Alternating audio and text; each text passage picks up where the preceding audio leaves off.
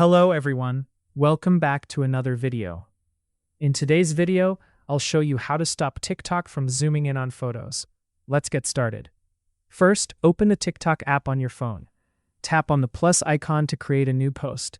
Now select the photo you want to upload from your gallery or open a draft if you already have one saved.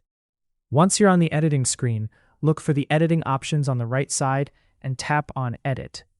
If you've added music to your post, TikTok may automatically apply a zoom effect to your photo. To fix this, check the timeline at the bottom of the screen. Look for the zoom effect applied to your photo. Tap on the zoom effect, then tap on the delete icon to remove it. After removing the effect, preview your post again. Now your photo should stay still while the music plays normally. And that's it. That's how you can stop TikTok from zooming in on photos. If you found this helpful, don't forget to like, share, and subscribe for more tech tutorials. Thanks for watching, and I'll see you in the next video.